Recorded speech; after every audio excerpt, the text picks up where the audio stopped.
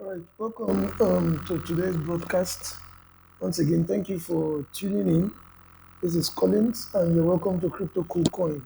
If you've not subscribed, please, I would encourage you kindly subscribe to our YouTube channel.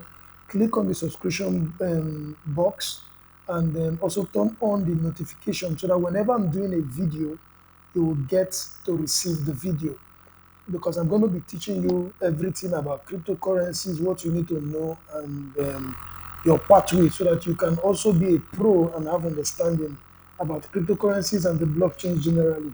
Majority of people are just hearing about Bitcoin. I was surprised when they asked the Prince of England, and I don't know if he's now the king yet, and they were asking him, "Do you know Bitcoin?" He said he does not know Bitcoin, but he knew blockchain. So there's so much for us to know about cryptocurrencies, about blockchain. It's a very large family. It's a very big, broad topic, and we need to learn it. So today we're looking at the Dummie's Guide to Cryptocurrencies by Collins Danjumbo. So today we're going to be looking at what is a blockchain. There are going to be several aspects we're going to be looking at over time. As you continue to follow our broadcast, you're going to be seeing and learning so much. So what is a blockchain? A blockchain is a shared distributed database or ledger among the nodes of a computer network. Now, as a database, a blockchain maintains information in digital format electronically. In cryptocurrency systems such as Bitcoin, blockchains play a critical function in keeping a secure and decentralized ledger of transactions. A blockchain's novelty is that it ensures the integrity and security of a data record and produces trust without the requirement of a trusted third party. So now, normally, if you are into Web2 design and Web2, they have what they call the database that stores the informations of the users. So when a programmer or a developer is developing a project that has like an application, a Web2 application, he has to create a database that stores the record of the user to identify with them what they are doing per time.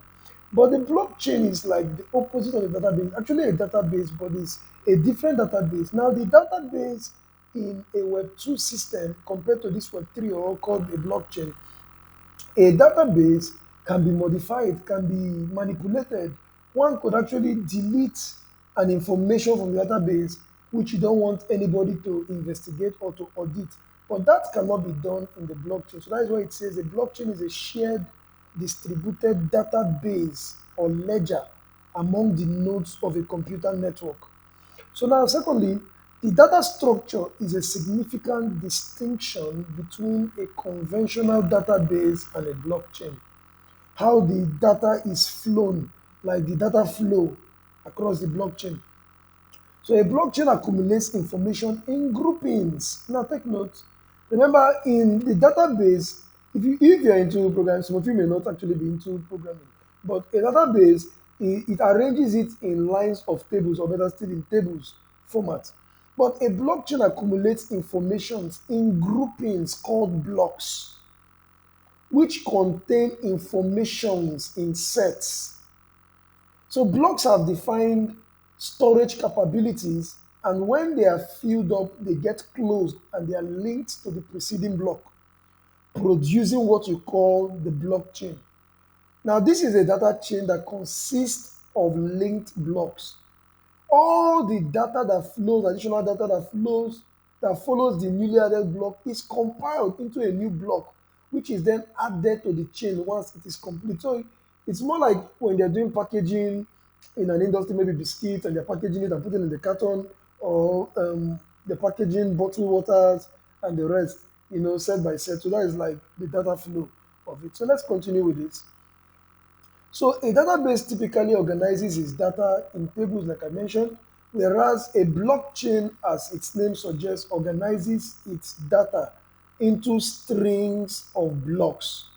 This data structure, when implemented in a decentralized manner, creates an inherent, irreversible data timeline. When a block is filled, it becomes part of this chronology and is fixed in stone. When a block is added to the chain, a precise timestamp is appended to it. And that is the beauty of the blockchain, why people can't manipulate the blockchain. for their own benefit. So, well, still, now how does the blockchain work? The purpose of blockchain is to record and disseminate digital information without allowing for its modification. Now, people think that blockchain is only about crypto, it's just for trading. No, no, no, no, no. Blockchain is a technology, and the purpose of the blockchain is to record and to disseminate digital information without allowing for its modification. Imagine us buying landed properties and buildings through the blockchain. Nobody will come and be fighting you and saying they own the property. No, because everything has been recorded on the blockchain, and if it has been sold, the owner would specify which would be registered on the blockchain. So that's the power of a blockchain technology. So a blockchain serves as the basis for immutable ledgers or record of transactions that cannot be edited, cannot be erased, and cannot be destroyed. So therefore, blockchains are often referred to as a distributed ledger technology. The blockchain concept was first presented as a research project in the year 1991, predating its first significant application. So Bitcoin was established in 2009. Since then, the advent of numerous cryptocurrencies, decentralized finance applications, non-fungible tokens, NFTs, and smart contracts has exploded the use of blockchains. So what is the benefit of the blockchain? Like you may be thinking, number one, the blockchain is decentralized. That is one of the advantages. I think I should call it the advantages. Sorry. The advantages of the blockchain is number one, is decentralized. Now, if you have a corporation with 10,000 computer server farm that stores your client's account information, this corporation owns a warehouse that houses all of the computers and controls all of the data. Now, this creates a single failure point. Now, the question is, what if the power fails and the systems have to shut down? What if it loses internet? What if it burns down like fire, outbreak, or an earthquake happens? A natural occurrence. Now, what if someone deletes everything in one keystroke like a bad actor? The data gets corrupted and is lost. Like most of us have suffered in our laptops, our PCs, our tablets, and the rest. So a blockchain allows database data to be shared across multiple network nodes. This creates what we call a redundancy and maintains the data's fidelity. So if someone tries to update a record at one instance of the database, the other nodes won't be changed, preventing them from doing so. So if a user tampers with Bitcoin's transaction record, all other nodes can cross-reference and find the culprit. You can manipulate it. This system establishes what we call a clear timeline. No network node may change data this way. Information and history like cryptocurrency are irreversible. A blockchain can hold a list of transactions, such with a cryptocurrency, legal contract, state IDs, or a company's stock inventory. Transparency is the second advantage of the blockchain. Due to Bitcoin's decentralized blockchain, all transactions may be examined transparently by utilizing a personal node or blockchain explorers. Each, each node's copy of the chain is updated as new blocks are added. You could follow Bitcoin if you wanted. Now, when exchanges were hacked, Bitcoin holders lost everything. Although the hacker is anonymous, their Bitcoins are traceable. If some of the stolen Bitcoins were spent, it would be known. The Bitcoin blockchain and most others encrypts record.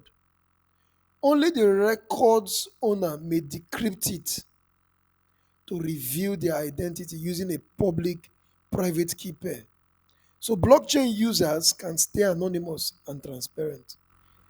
And then security is the third advantage that I have here in my record. Blockchain technology decentralizes security and trust. First, new blocks are always stored sequentially, they are always appended to the blockchain's end. So after a block is put to the blockchain, it's difficult to change its content unless a majority of the network agrees. So each block contains its own hash, the previous block's hash, and a timestamp. A mathematical function creates hash codes with digital data. Changing the information alters the hash code. A hacker who controls blockchain node wants to steal cryptocurrencies from everyone. If they change their copy, it wouldn't match others. So when everyone compares their copies, this will stand out and the hacker's chain will be discarded as invalid.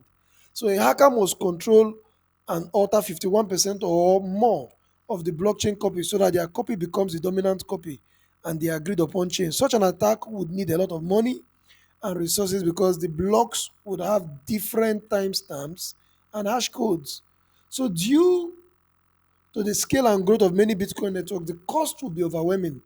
So this is very expensive and futile, so there will be no need for that. So security is guaranteed, on the blockchain as one of the advantages. Till we meet again, this is Collins. Please, like I said, subscribe to this channel so that you can get more information about the blockchain, about cryptocurrencies, as I'll be teaching you different stages, how to use the Explorer as your back office or as a database, how you could actually use your wallet even without the decentralized application. What are decentralized applications? You're going to be learning this through this channel. So please stay tuned and turn on the notification, share this video, comment and ask your questions, and I'll do a video to give you an answer. Thank you very much and do have a lovely day and a lovely week ahead of you.